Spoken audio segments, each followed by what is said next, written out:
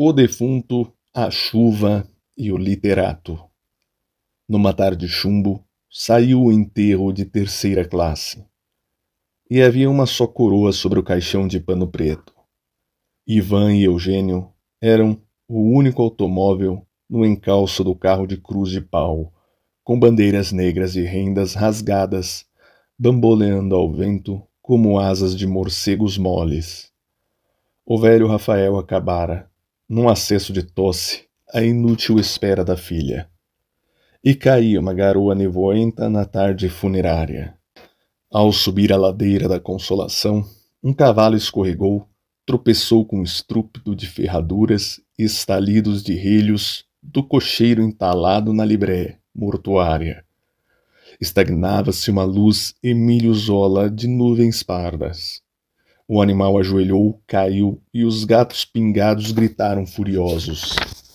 Eia, diabos! Eia, malditos dos infernos! A parelha labuna ganhou, no arranco, a colina, e disparou como um duende de novela russa. O carro trepidava na trepidação turva da chuva cinzenta, sussurrante. Pavores incertos de Tio Bazolgue e Teresa Raquin.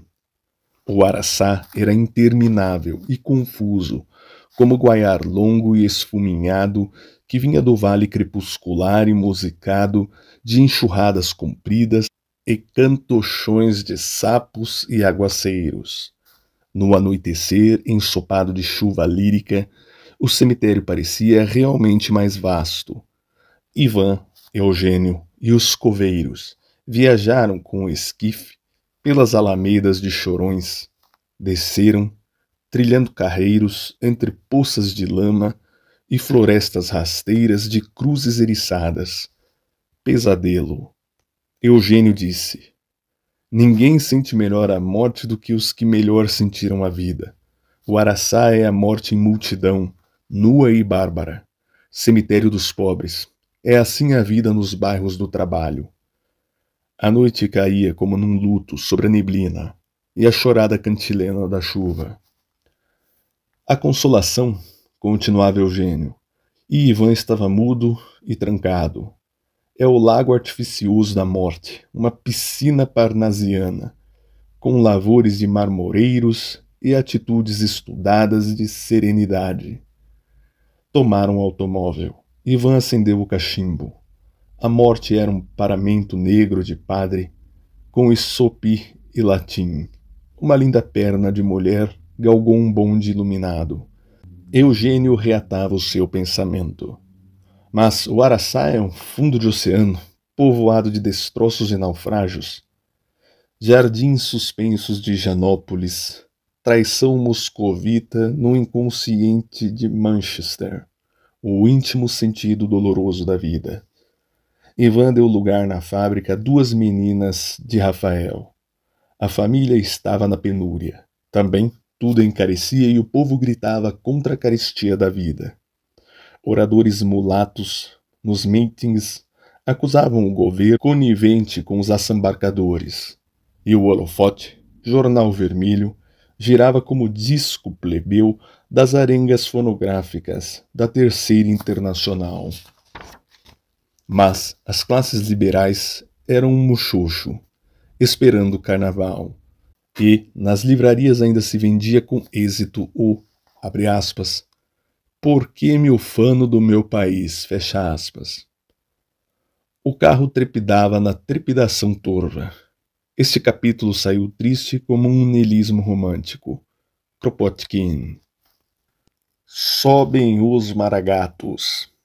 No remoto sertão, Juvencio recebeu a seguinte carta. Ilmo, senhor professor. Saudações.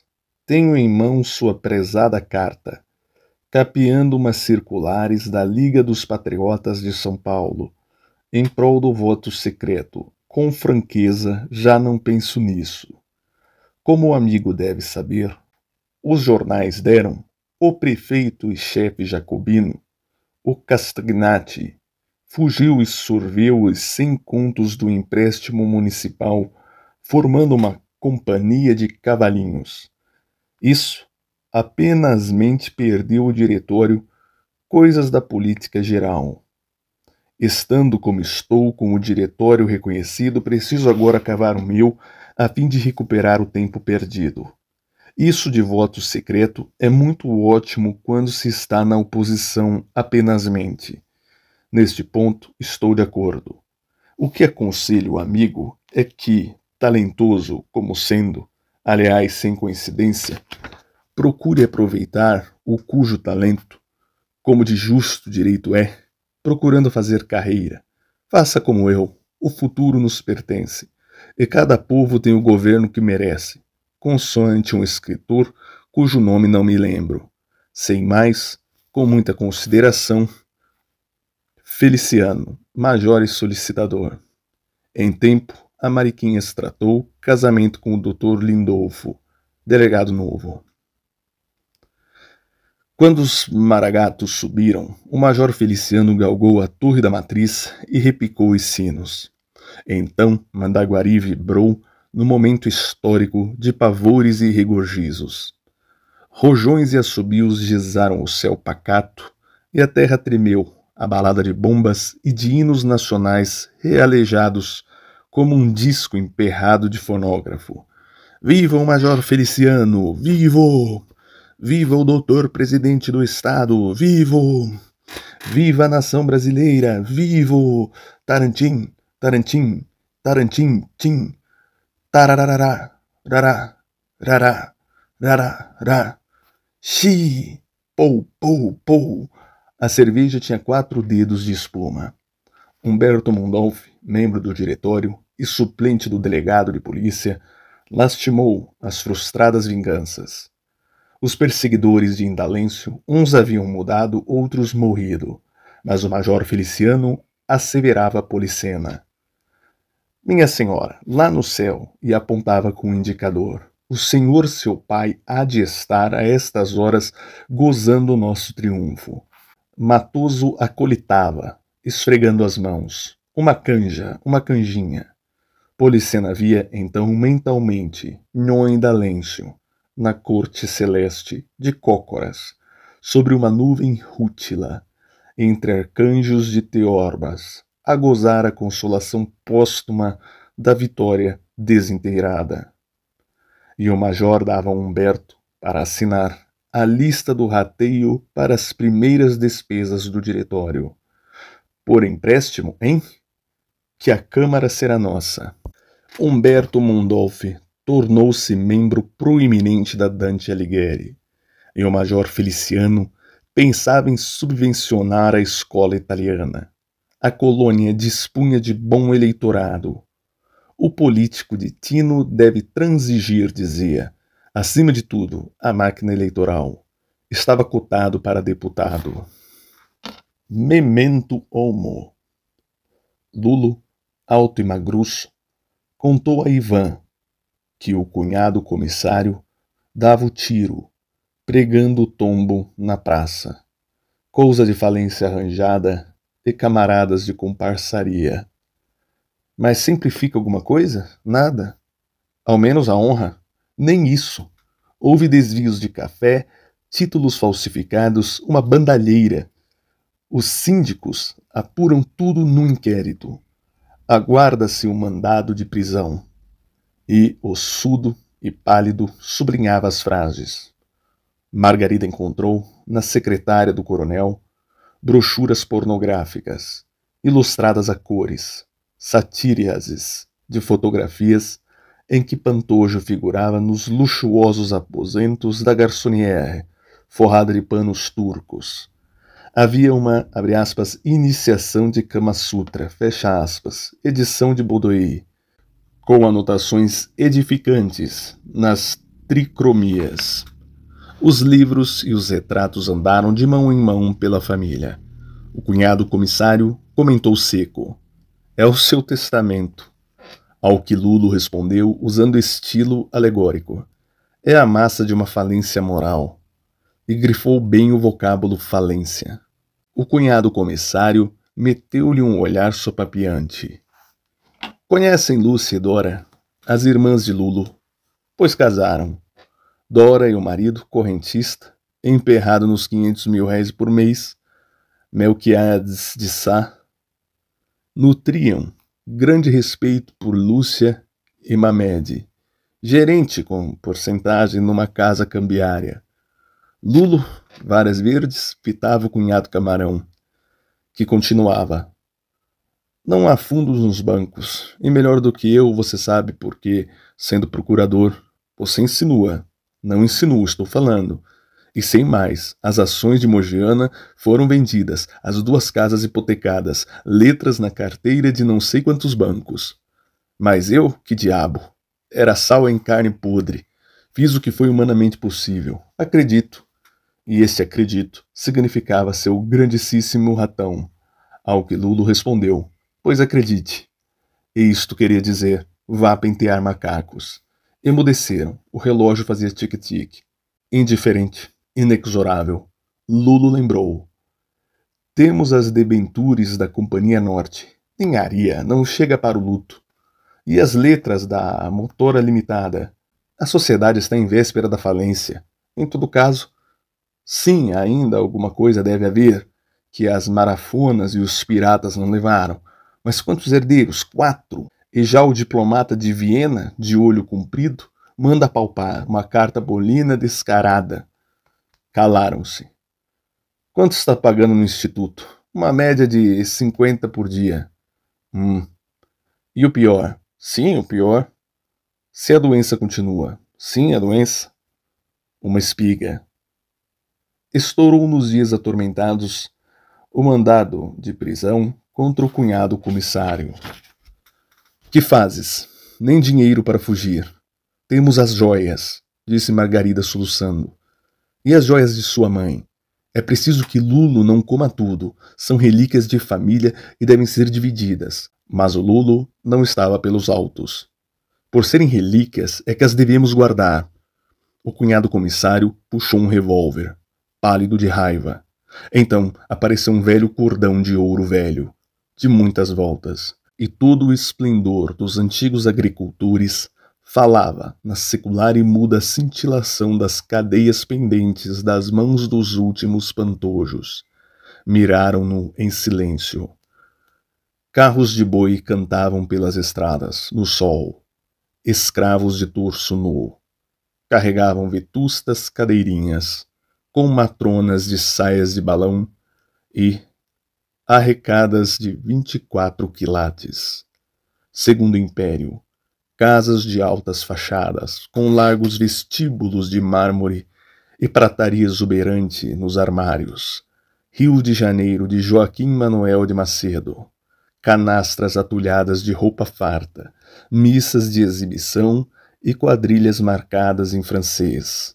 Eldorado de frutos vermelhos, o café, grão-senhor nos destinos do país. O cordão tremia nas mãos do cunhado comissário, como os gestos de etiqueta de um marquês octogenário, com escrúpulo e chapéu armado. Então, levo, pois leve. E os brincos? Estes? Servem? Vá lá. Mas quero uns 3 anéis, e aquele de 5 pedras. Você quer tudo, caramba! Martiniano, também processado por estelionato, veio contar a Margarida o seu plano de mestre. Animava-se de uma surda confiança. Encontrou o cunhado comissário. Você vai vender estas joias e trazer-me hoje mesmo o dinheiro. Quanto levo? Preciso somente de 2 contos. Em Buenos Aires, eu e Margarida nos arranjaremos. Martiniano foi direto a Dona Eugênia. Estava arrasada, mas com 10 contos cavados na profissão. É certo, pois, que nos juntamos? Certíssimo. Passe-me os cobres, e amanhã nos encontramos na Estação do Norte, para o Rio, queridinha. Depois, além. Dona Eugênia entregou o pacote de notas de 20 mil e exclamou, vendo-o sair, tal qual nos romances. Que lindo epílogo! No banco, com o cheque falsificado de Mondolf, Martiniano arrancou 20 contos. Passou pelo escritório de Guedinho e companhia e levou o saldo de 200 e poucos mil réis. Foi a Ninon. Queridinha, oh, mon chéri, vous avez semblé, mas lady si triste. Não era nada. um recebimento de 10 pacotes que ficara para o dia seguinte, e um vencimento para hoje de 8 contos. Ora, por isso não fosse, e passou-lhe 16 olhudas de 500. Martiniano chispou, um torpedo, pelo caminho do mar. Ivan abriu um jornal. Paris, 7. Embarcaram ontem, no Havre, com destino ao Brasil, 200 famílias russas, adeptos do general Rangel e antigos fidalgos que não se conformaram com o regime bolchevista. Essas famílias serão aproveitadas nas lavouras e indústrias de São Paulo, onde lhes será possível, com esforço, recuperar a opulência de outrora, o que já tem sucedido a muitos imigrados. Um surdo desespero entrou no seu coração, mas chegou Maria de Lourdes. Maria de Lourdes fazia-se a futilidade da inteligência. O espírito, conscientemente subjugado ao corpo, era apenas uma luz de aurora irradiada das formas languidas. Ivan descobrira nela a voluntária abdicação das faculdades superiores, tornadas, com os hábitos, a irremediável incapacidade da fêmea dominada pelo morno sensualismo. Junto dela estava sempre sozinho, no alto, mas os braços amorosos eram como caçadores de estrelas. Ele baixava, por eles, transmudando-se na descida, e então surgiu o outro Ivan, aplacador, violento de desejos. Perdia a noção de tudo, nas horas de encontro, ora aqui, ora ali, frequentemente na própria casa das perdizes. Quando ela saía, num bamboleio ritmal de formas, levava-o também, apesar da despedida, levava-o, o homem vulgar. E ele ficava lutando, sempre ermo, sem fronteiras, como o outro, indo com a amante, no fundo, a despeito do amor e de tudo, era um solitário. Ah, por que será destino dos seres pensantes a irremediável solitude? Por que, no convívio mais íntimo, sentir-se-ão tão isolados, tão desamparados e faltos de toda correspondência e compreensão? No dia seguinte, o seu sangue gritava de novo, e ela vinha, submissa, como uma escrava, e perigosa, como um pecado. Paris, 7. Embarcaram ontem no Havre. De tempos para cá, Anna Oleneuma, Petronova, teimava em lhe surgir a lembrança.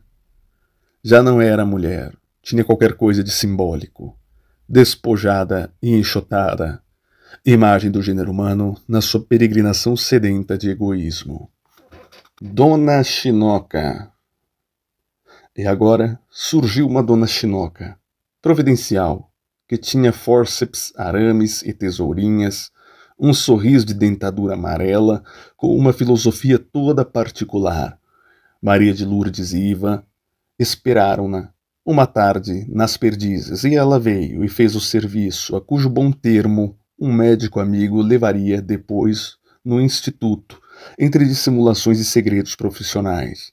Ivan, num nervosismo turvo como crepúsculo de chumbo, experimentava um cheiro de terra fúnebre e inconscientes pavores de desconhecidos coveiros. A morte horrorizava-o.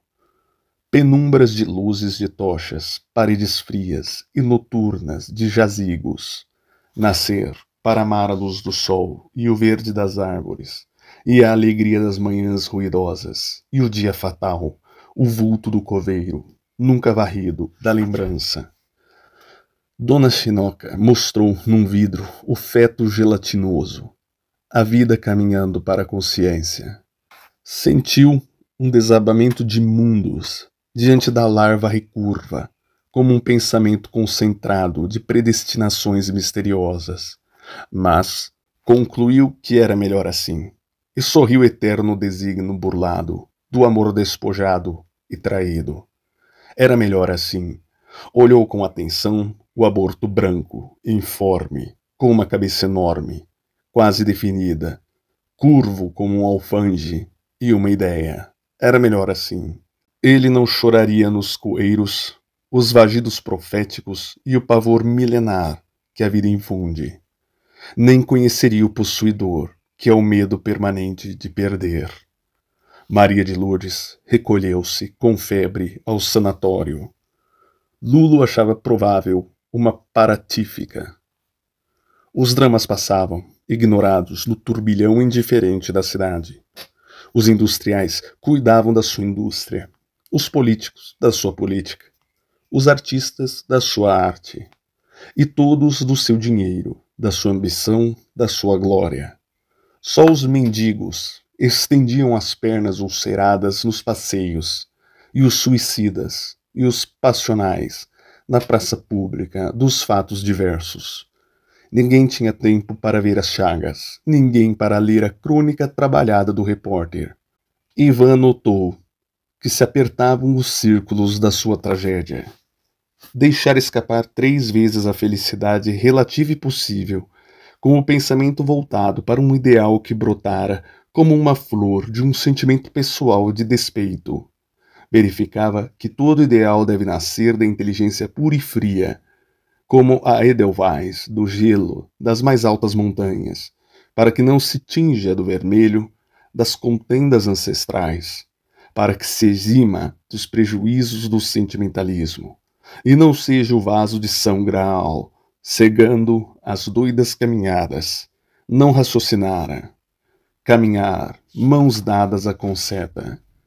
Ou ir ao alto, onde estava Maria de Lourdes, ou ir para baixo, buscar Marina, e seguir como um homem que não duvida.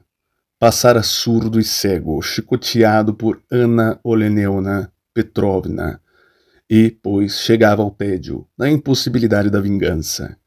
Lene desmontara o enredo do romance, a heráldica e inatingível noiva da Idade Azul. Se vivia era um trapo de gente, atravessando o mar. Uma ideia fixa entenebrecia-o. O anoitecer. Chegou dezembro, lavado de longas águas e iluminado de noites preparatórias de réveillons e dancings. Na casa das perdizes, Eugênio Fortes, contraditório, acordava as saudades dos tempos românticos. Observava tudo diferente. As datas tradicionais destacavam a diversidade dos costumes. Ao Natal faltava o presépio, a típica poesia brasileira, até o clima mudara. O clima acompanha o homem. O inverno, na Idade Média, era mais ermo e frio, sulcado de longas caminhadas de gelo, coroado de cruzes e campanários nevados com auréolas de estrelas. Assim, a nossa garoa paulistana, já agora sem violão e capas de estudantes, desaparece na irradiação elétrica, cortada e batida de fonfons e tramways. Ivan sorria cético. Tradição? Passado? Refere-se você a Portugal? Eugênio respondeu, não, a São Paulo. O Brasil, disse Ivan, nasceu velho, como toda a América. Desdobramento do país originário.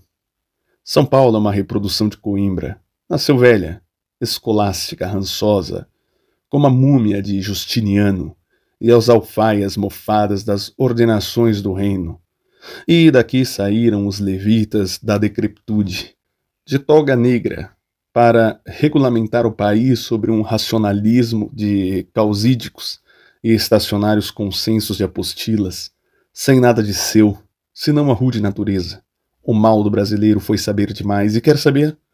Princípios inaclimatáveis e funestas generalizações que o deveriam conduzir às mesmas enfermidades dos povos fatigados. Nada foi construído de original, de próprio, nem na política, nem nas artes. Calou-se. Depois, continuou. Quando vim para a América, imaginava encontrar alguns traços de barbárie notabiliante. Achei em São Paulo o casco da velha caleche europeia, vestindo a vistosa carroceria das usinas de Chicago. Do ventre da terra jovem saiu o ancião de longas barbas. Ivan exaltava-se. Eugênio notou que alguma grande contrariedade o feria. Começava a chegar para Ivan aquela noite que se aproxima do homem que não soube precisar-se na vida nem definir-se no ambiente. A treva, a que vão dar todos os idealismos incertos projetados pelo coração. Os pensamentos voavam, como grandes aves noturnas. Visitou o Pantojo, muito mal no instituto. Ao sair, 9 horas da manhã, os ouvidos levavam gemidos gemendo. Caminhou a pé. Um coxo arrastava-se, vendendo bilhetes de loteria. Lembrou-se do velho Rafael, de Marina, de um operário que perdera um braço na fábrica. Ivan, número 1, a vida é má. Ivan, número 2, defrontando o palacete, Matarazzo. A vida é boa. Ivan, número 3, chegado ao belvedere do Trianon, contemplando a cidade panorâmica, multidão de chaminés, perdendo-se nos alteiros azuis de Guaiaúna. A vida é inútil. Às 11 deveria estar na fábrica. Para quê? A fábrica ia às mil maravilhas. E, no entanto, a vida era perfeitamente inútil. Se tivesse casado, teria filhos. Se tivesse ficado no seu país, teria sido talvez fuzilado. Mas uma coisa ou outra não explicavam. O cínico, para quê? Aferrado agora no seu espírito. Por quê? Para quê? Água régia, atacando o metal humano. O telefone tocou. 11 horas da noite. Noite ampla e doce, como uma árvore copada com frutos louros. Pronto? Linhas cruzadas. Vozes perdidas da urbe. Ressonâncias amorosas do grande bojo oceânico, dormente, da cidade noturna. Tlim, tlim, tlim. Era o Lulu. A Maria de Lourdes piorara. E chamava-o. E acontecia que Pantojo, no seu quarto, agonizava sozinho. Correu para o instituto. Na raia. Lulu, com uma caderneta e um lápis, fazia contas. Parecia mais magro, mais chupado e hirto, com os olhos esbugalhados e tremores no bigodinho Carlitos. Afinal, Pantojo nada deixava, a não ser uns míseros 8 contos, a mobília e umas joias. Os automóveis tinham sido vendidos e o atual pendia de prestações. Total, uns 15 contos, no máximo. E se a agonia do velho dura muito? E se Maria de Lourdes morre primeiro? Consultou o médico. Há perigo? Algum. Correu ao quarto de Pantojo. Margarida chorava. O completo desamparo, na ausência do marido. Arrastada a uma prisão vergonhosa. Pantojo mal respirava. O médico aplicava-lhe balões de oxigênio. Demora muito, doutor. Faça o possível para que dure ao menos 48 horas. 48 horas? Apenas? 48 séculos ainda? Por que prolongar os padecimentos dos que esperam? É nosso dever. O médico, que tinha uma cara de sacerdócio e um gesto de discurso de paraninfo. Dê-me a criança, quero a criança. O delírio crescia. Vibrava com misteriosos estremecimentos no ar. Ivan entrou. Ah, ele está aqui, meu amor. Lulu explicava. Não estranhasse. Era da moléstia. Impeliu-o para Maria de Lourdes. Vibraram violentamente, num abraço, atenazante de febre. Maria de Lourdes procurava-lhe a boca. Ah, não queres? Porque estou horrenda? Colaram os lábios. Lulu saiu, sorrateiramente. Apanhou um táxi. Foi ao clube onde estava o doutor Pedregoso, advogado notável. No caso de falecer ela primeiro, sem filhos, quer dizer que a herança... Pedregoso declarou, preliminarmente, que era inútil a consulta. Em seu poder havia um título da responsabilidade Pantojo, 20 contos, que absorvia todo o espólio. Lulu saiu desnorteado. Seria bom que morressem, que se acabasse a raça. A enfermeira retirou-se. Ivan deu volta à chave. Deite-se aqui. Deitou-se, enlaçando-a e sugando-lhe a febre num beijo longo. O amor é um Deus jovem e alegre, Ivan. O homem não se refugia no seio da renúncia, porque sabe que vence. Você nunca me compreendeu. Era tão fácil. O corpo de Maria de Lourdes era um mormaço tropical. E, aquele contato, o homem das latitudes glaciais sentia a terra brasileira. Meios dias quentes, mamões mornos, musgos cálidos, largas folhas de bananeiras curvadas para os banhados, balouço mole de palmeiras, cipoeirais abraços, beijos pitanga, flexibilidade de caule indolente, crepúsculos esbraseados de bruscas atônias, sincopado violentos ardores de ar trêmulo, de céu trêmulo. Maria de Lourdes soltou um grito agudo que arrepiou todo o corpo de Ivan. Os olhos brilhantes apontava a parede branca. A parteira! A parteira! Ivan, sacudido por uma carga nervosa, viu, também, numa comunhão estranha de delírio, a cara cínica de Dona Chinoca, com o seu sorriso de dentadura amarela. Eu sou a ladra do destino. Ivan saltou do leito, apertou a campainha, bateram a porta. Era um enfermeiro de touca branca. Um calmante, Brumureto, Sedon. O doutor não está? Que doutor? O doutor Lulo. É que o senhor Pantojo morreu. Maria de Lourdes serena. Parece que delirei, mas já passou. O cunhado comissário, na cadeia pública, recebeu um bilhete. Abre aspas. Morreu e deixou 20 contos de dívidas. Fecha aspas.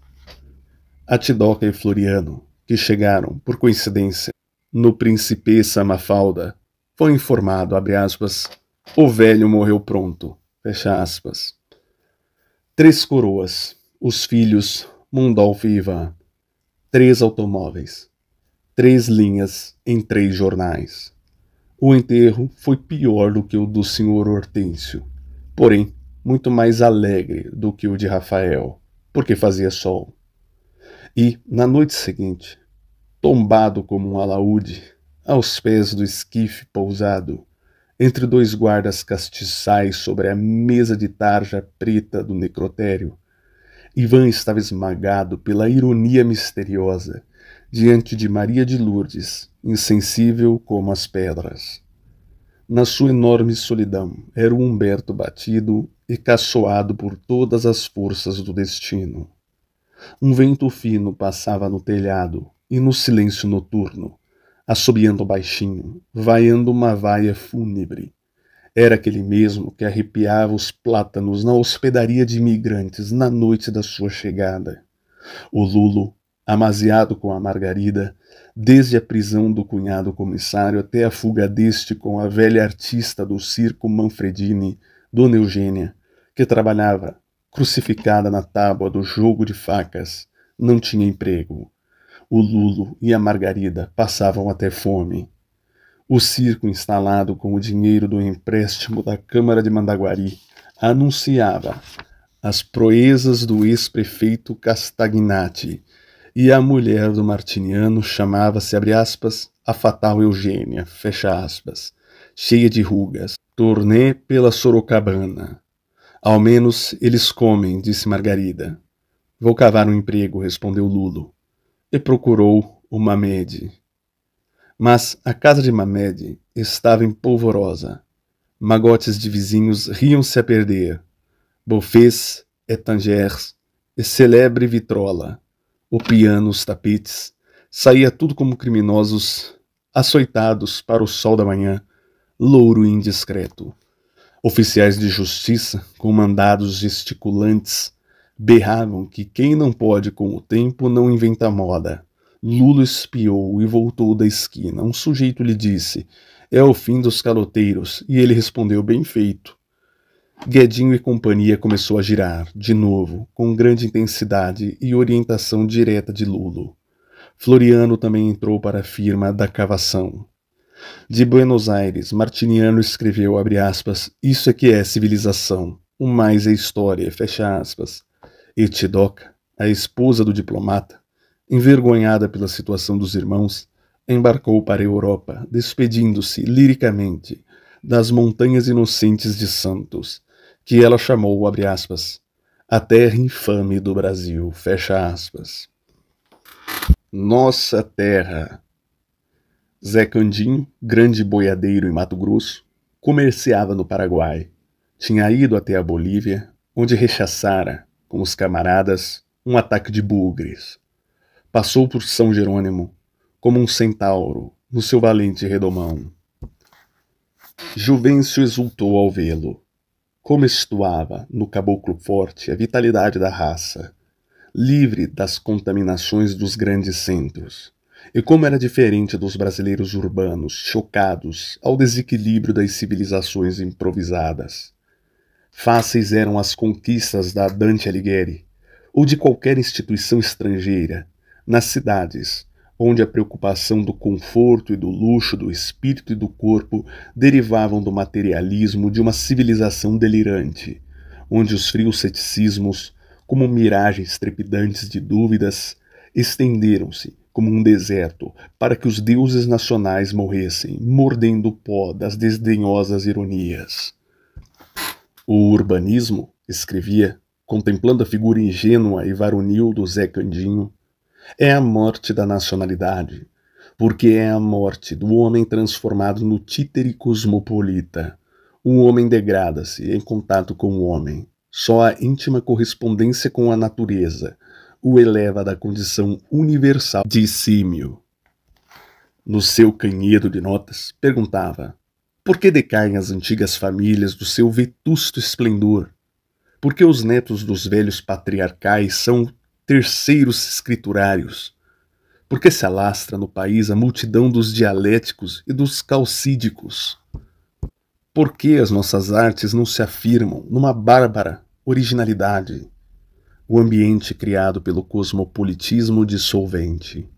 A civilização estrangeira é uma toxina secretada pelo adventício para anular todos os meios de defesa do organismo nacional, como o fenômeno biológico das invasões mortais das bactérias. O luxo de Paris amacia as arestas, amolgaram o granito todas as filosofias céticas e literaturas ressoantes dos gemidos e estertores dos povos decrépitos. A Sorbonne e os cafés de Montmartre aliam-se à Rue de la Paix e aos Maxims. Depois vieram os Yankees e nos ofereceram um ideal de convencionalismo que o país ainda não entendeu. E Comte traçou o lema da nossa bandeira. Os italianos encontram cidades sem feições, em um fundo desdém do brasileiro por tudo o que é seu. A conquista era fácil. Não éramos o Jeca Tatu, acocorado e banzeiro? Pobre caboclo. Que culpa lhe cabe, se lhe acenaram com um idealismo que ele não compreendeu? Se os diretores da nacionalidade não souberam integrar o homem à onda exata do seu destino? Juvencio fez uma excursão com os alunos ao Salto do Avanhandava. Zé Candinho acompanhou-o. Juvencio levou 3 papagaios, presente que fizera Carmine Mondolfi, e do qual exigira devolução. Os 3 pássaros, verde e amarelos, aprenderam e cantavam no viveiro do Palacete da Avenida o hino fascista de Mussolini. E uma grande amargura entrou no coração do mestre-escola. Exigiu de Carmine a reentrega dos pássaros inconscientes. A Ivan dissera: vou curá-los no sertão. Mas foi inútil. Uns caboclos de Santa Bárbara acercaram-se curiosos. Os Fords penoteavam como cabritos na estrada pedrenta que furava a Mata Virgem. O Tietê tombou, de chofre, com ribombo e estilhas. Catadupa, de ouro líquido. Piscina larga de muros a pique. E os papagaios de Carmine gritavam roucos: Giovenezza, Giovenezza, primavera de beleza. Uma grande arara gargalhou gostosa no alto de um ipê. Juvencio, de pé sobre uma rocha, exclamou: quem ri desta cachoeira? E voltou-se para os discípulos e para os caipiras amontoados. Vamos, algum de vocês é capaz de rir desta cachoeira? E explicou: esta queda d'água poderia fornecer força a muitas cidades, mover usinas e iluminar. Assim é o homem da nossa terra. No litoral, ele se desmancha em arroios, mas aqui é bruto e forte. Agarrou então os papagaios. Gioveneza, Gioveneza! E um por um os foi estrangulando, atirando-os na onda brava da catadupa. Indignos todos os seres que falam, como os papagaios, sem pôr nas palavras a força e o calor da terra. Indignos todos os homens que falam com os lábios e acabam transformando-se na insensibilidade dos fonógrafos.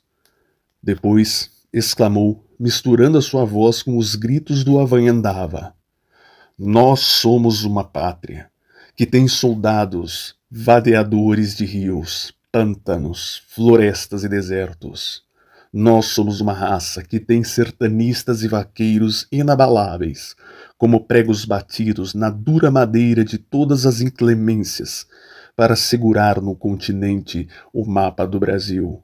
E somos um povo que tem jangadeiros que fazem de uma esteira de caibros couraçados do espírito da terra. Regressando do passeio, apanhou a maleita. Emagrecia entre crises de febre e tremedeira, e tréguas compassivas, em que lecionava os pequenos caboclos, com mais alegria, porque maior era a fé no seu coração com o sacrifício. O major Feliciano escrevia-lhe, abre aspas, a localidade, Mandaguari, entrou agora num período de grande progresso. O senhor presidente do Estado prometeu vir em pessoa inaugurar o chafariz. Fiz as pazes com o pessoal da Dante Alighieri, por causa de uma coisa que me deram e me rendeu 50 contos, de modo que subvencionei a escola e a banda da colônia. Vou conceder a uma companhia de alemães vários favores para o serviço da luz. Havia uma de brasileiros que me dava comissão muito pequena e achei pouco patriotismo. Espero ir para São Paulo, deputado, servir o país em mais largos horizontes. O Humberto Mundolfi ficará na chefia. Enfim, as coisas correm otimamente, o progresso é geral. E, apenasmente, meia dúzia de desclassificados me faz oposição. Peço-lhe que me mande o discurso para a inauguração do chafariz. Feliciano Major. PS. A Mariquinhas desmanchou o casamento com o Dr. Lindolfo, delegado, mas tratou núpcias com o delegado novo, um tal Dr. Temístocles, o mesmo.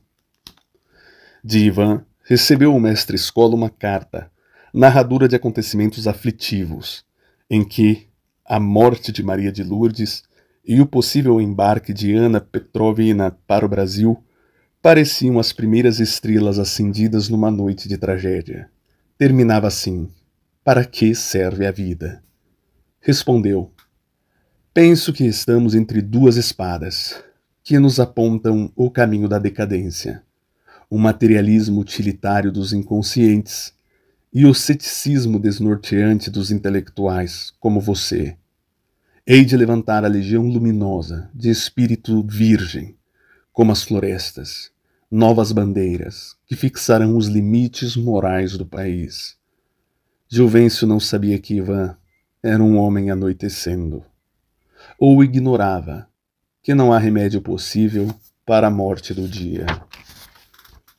Aquela que escreve com a mão do destino. No dia 31 de dezembro, à tarde, Ivan dirigiu-se à fábrica. Os operários saíam e o gerente avisava: à meia-noite, todos aqui, é a festa da passagem do ano.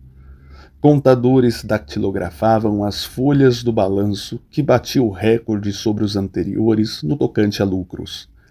Aos operários que ainda não eram acionistas, o industrial desejava nessa noite, por suas próprias mãos, pagar as ambicionadas porcentagens.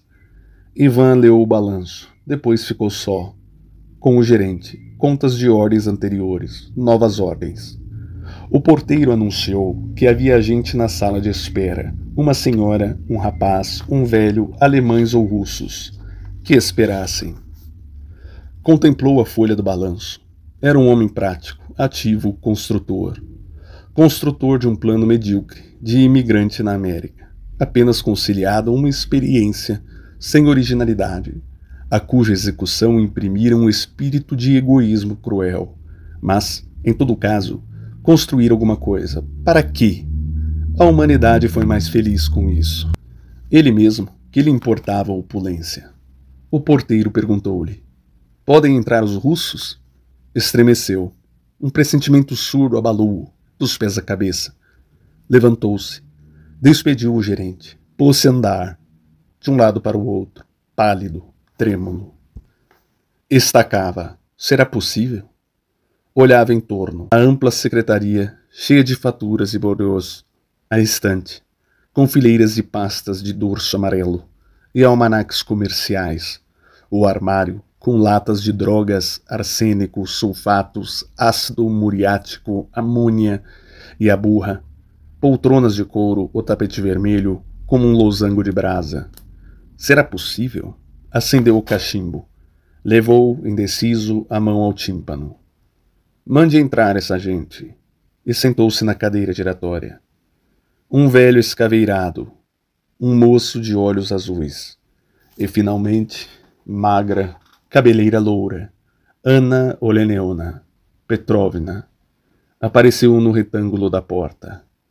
Era uma estranha imagem da Virgem das Dores, plasmada por dedos dostoievskianos, num nervoso barro eslavo, que abria os olhos místicos por onde a dor humana falava num nicho esquecido de uma aldeia moscovita.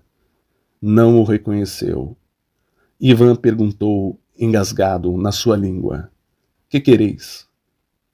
O idioma pátrio, emudecido tantos anos nos seus lábios, ressurgia, como um defunto, soprando o clarim do juízo final. E, como outros cadáveres ressurretos, tangidos pelo clamor apocalíptico, erguiam-se a sua velha revolta, o seu ódio nihilista exacerbado nos conciliábulos, e, sobretudo, compassivo e rancoroso, o seu amor. A que vindes? Que desejais? O velho falou, enquanto os outros fitavam Ivan, olhares dolorosos de esperança. Contaram-nos a sua bondade, a sua origem. Viemos valer-nos do patrício, tentar fortuna à sua sombra. Somos da nobreza e pelejamos contra o soviete. Ivan respondeu: o imigrante aqui é um condenado. O velho exclamou: paciência. O moço falou: não nos falta coragem. E Ivan, apontando: é sua mulher? Sim, é minha esposa. Por ela viemos dispostos a alcançar aqui a posição perdida. O industrial retrucou: será uma vil operária. E os senhores também começarão como ínfimos empregados. Conhecerão todas as humilhações, até atearem nas almas o fogo das sedes sensuais que se desalteram como metal e lama.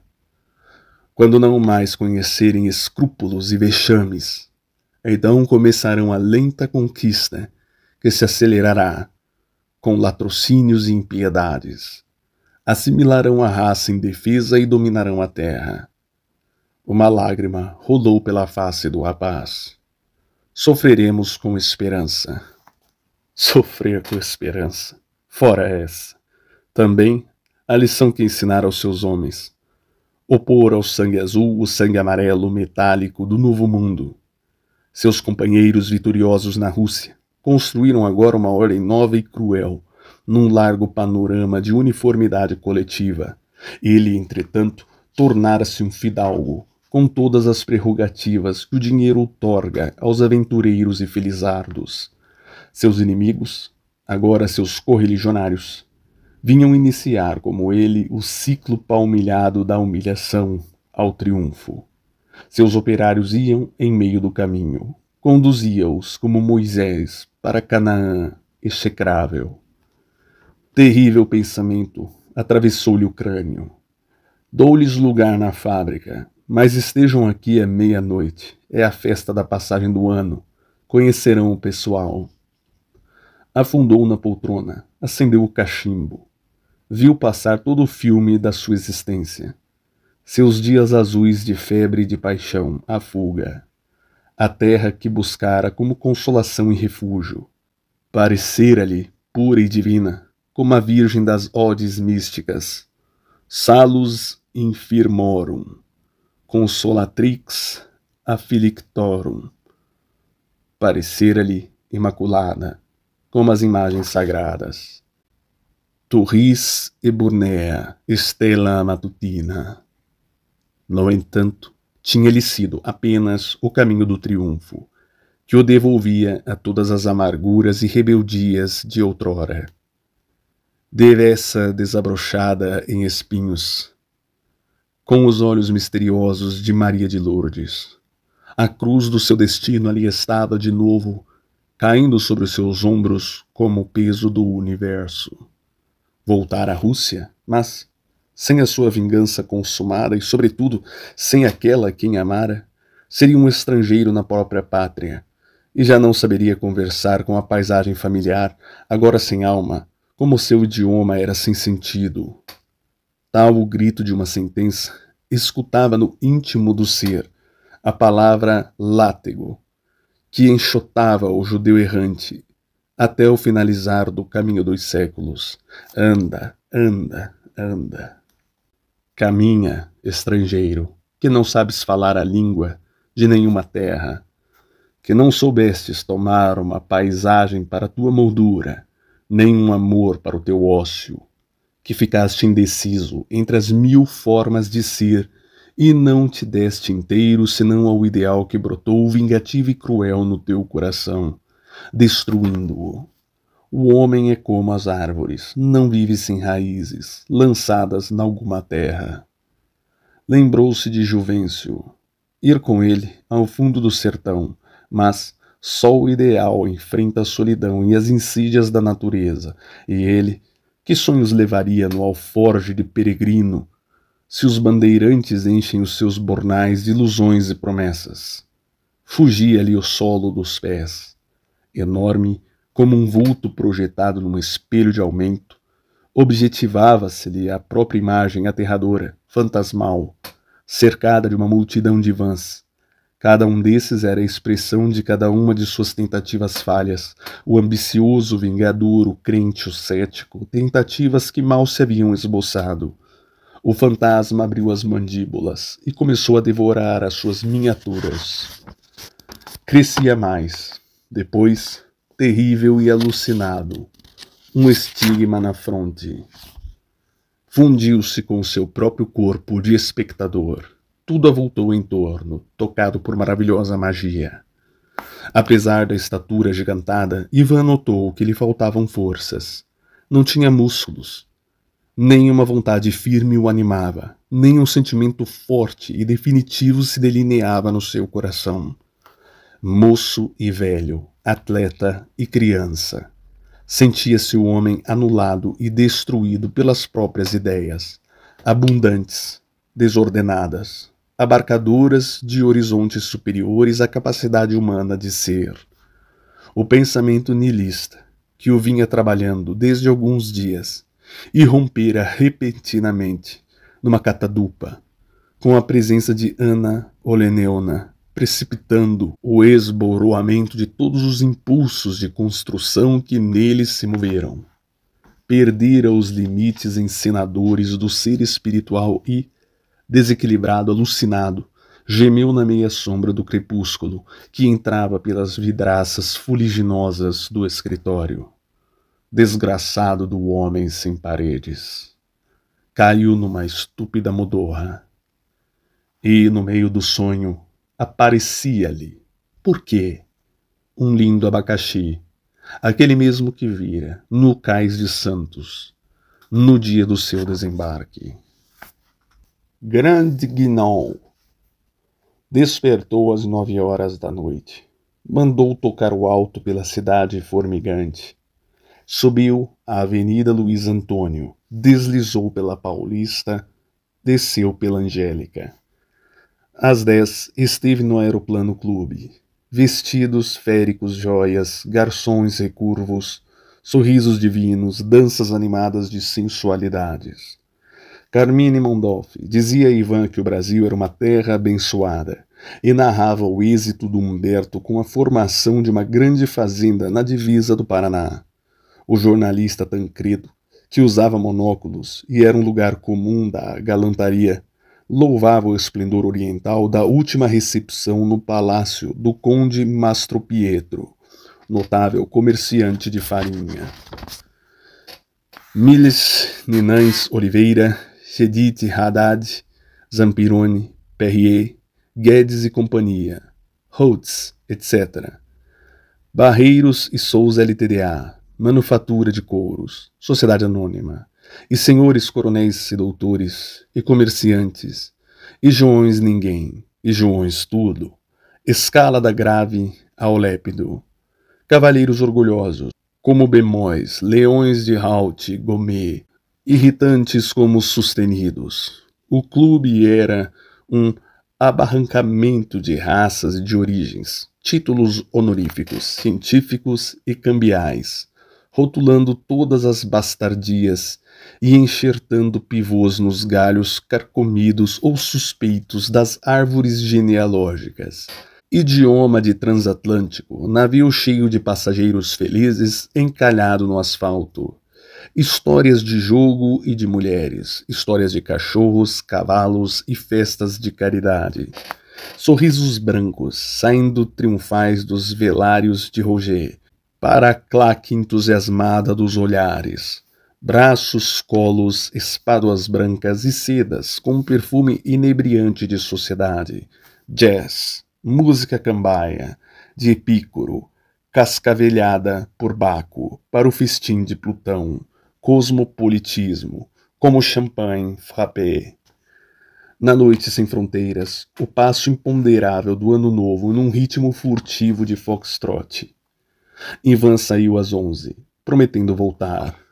Mas um grande horror pelo Aeroplano Clube afastava-o, agora decisivo, daquele ambiente onde se dissolviam os últimos remanescentes de uma feição que, por certo, existira.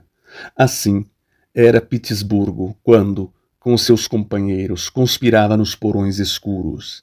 A América em nada diferia do resto do mundo. Sentia uma grande saudade de Maria de Lourdes. Habituara-se a confiar-lhe as suas amarguras. Lembrou-se da outra e falou alto. Está decidido. Burburinhavam doces pressentimentos nas longas avenidas tumultuosas de automóveis e pedestres. Nos cérebros otimistas havia balancetes encervejados e esperanças inconsequentes pelas brasseries e botiquins, abraços camaradas, como recibos, selados e quitações de solidariedade humana. A cidade adivinhava o ano novo. O dia 31 era a hora derradeira do grande sábado dezembro de conjecturas e expectativas. Os passageiros do navio terra reuniam-se ao tombadilho e sentiam ocasionalmente a fatalidade da viagem coletiva para o mesmo rumo, no tempo-mar. Ivan chegou à fábrica. Os operários já estavam no pátio. Humildes, embuçados, os 3 fidalgos russos encolhiam-se a um canto. No escritório, barris de chope moveram as bombas e encheram grandes recipientes de vidro. De fora, desconexas e pitorescas discussões e risadas de operários. Os copos eram insuficientes. Ivan mandou o porteiro buscar outros, que entravam nos fundos do prédio. Voltando-se para o gerente, disse-lhe sorrindo: "É bom acompanhar esse animal." Ficou sozinho. Abriu um dos vidros de droga. Tomou uma colher. Dosou todos os recipientes de cerveja. Os operários entraram de roldão com vivas. Ivan distribuía cheques. As crianças notas de 20. Comunicou aos que possuíam ações pormenores do balanço. Um moço, mais sabido, fez um discurso, escutado com os copos nas mãos. No auge da peroração, um grito coletivo de alegria estremeceu os vidros das estantes. O grande relógio bateu a primeira pancada da meia-noite. Como um estridor ciclópico, a cidade pôs-se a berrar e a cantar pelas bocas das fábricas e locomotivas. Morteiros batiam pés de bronze, crepitantes repiques de sinos iluminavam cabriolas de rojões granadas. Bondes gigantes vozeavam estrídulos tintins de anões travessos e os postes da Light gritavam de cócegas, com pedradas e pauladas de moleques. Anchos Fords betráquios coachavam no largo urbano, e torpedos sapos boi clachoneavam a viúva alegre, rumores de vozes e uivos de sereias. A alegria acudia, sacudia os operários de van. Boas festas, bons anos, felicidades, emborcavam os copos. Ivan bebeu e fez beber aos 3 russos. Alguns notavam um gosto amargo, diferente. É o primeiro copo, disse um moço gargalhando. Os outros são doces e o último é azedo. Já estão bêbados antes de beber, comentou um velho, com estalinhos na língua e risos gerais. Todos bebiam. Ivan chamou os 3 patrícios a um compartimento próximo, que fechou a chave. Depois, puxando violentamente a moça para a escada que dava para o terraço, trancou a outra porta. O velho e o rapaz, surpresos, puseram-se a gritar, pedindo socorro na sua língua incompreensível aos operários. Martelavam punhadas violentas na porta, que dava para o escritório. Os operários tomaram-nas por uma brincadeira, responderam zabumbando, num alariado, do outro lado da porta. Gargalhadas altas, guaiar confuso, enorme, de alegria. Arrastando consigo a moça até o terraço, Ivan parou no alto, na noite preparada de estrelas. Começavam ambos a experimentar os efeitos rápidos do veneno. Ivan segurou ambas as mãos de sua compatriota. Olhou-a nos olhos aterrorizados. Anna Petrovna, por que procuras o meu caminho? Dissesse, abre aspas, segue o teu caminho, fecha aspas, lembra-te. E vieste a ele também? Hirta de pavor, tentava fugir, e a morte parecia voar silenciosa, no clamor que espumava e transbordava o copo efervescente da noite alegre. Ivan subjugava sua presa. Olha o céu, Anna Oleneuna. Olha o céu. Como um destino implacável, antes que os homens achassem o novo mundo, 5 estrelas formaram a cruz do suplício para que a humanidade soubesse que em toda parte o sofrimento a persegue. Tudo é repetição de cansados martírios e nem a luta, nem a esperança dissimulam a nossa miséria. Esse país nasceu velho como a nossa Rússia, e tudo quanto aqui fizeram não será mais do que acelerar a construção de novas barreiras e novos impossíveis. Deixa-me, deixa-me. Olha o céu, Anna Oleneuna. Contempla o cruzeiro.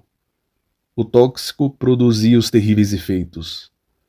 Bambas as pernas, o olhar desvairado, a moça tombou sobre o cimento. E Ivan, num supremo gesto, ainda com todo o convencionalismo da inteligência estilizado, porque era ainda uma criação arbitrária, ferozmente individual e mental, soltou este grito dramático. É preferível a morte. A infeliz, no entanto, com sobre-humano esforço, disse, estorcendo-se, oh, que engano terrível! Eu não sou, eu nem conheço Anna Oleneuna. Falhara no supremo momento. A imaginação traíra-o, uma vez, a última vez. Toda a sua existência fora uma sucessão de tentativas frustradas. Caiu numa vertigem, imprecações, gritos de desespero vinham debaixo, baques de corpos no escritório, no pátio. Operários alucinados corriam pela rua e iam tombar agonizantes sob a verde indiferença dos lampiões de gás. Ivan finalizava num delírio, o seu delírio de sempre. A multidão de sósias, animados de almas diferentes. Mas, agora, no seu crânio abriu-se uma porta. Ao limbo, ao limbo. Um a um, os sósias entravam-lhe o cérebro, que se avolumava, num crescendo horroroso, aflitivo, inenarrável, de dor absurda, desconhecida, fora de todos os processos das atormentações físicas. Dor segredo, porque, ao se transformar em palavra, fica parada na boca dos mortos. O corpo era agora um átomo, um nada. A cabeça cheia dos pecados da inteligência. Era uma montanha, um mundo, de olhos abertos para as estrelas, na salva ofertória do terraço da fábrica. deposta aos pés inquietos da vida, a misteriosa Salomé. A cidade ingênua clamava e cantava na noite, cheia de estrelas. O autor e o prefácio. Juvencio pingou a reticência derradeira no seu livro. Ardia em febre. Ao escrever o epílogo teatral e a apoteose convencional da tragédia de Ivan, o espírito do mestre-escola serenou na contemplação da sua obra.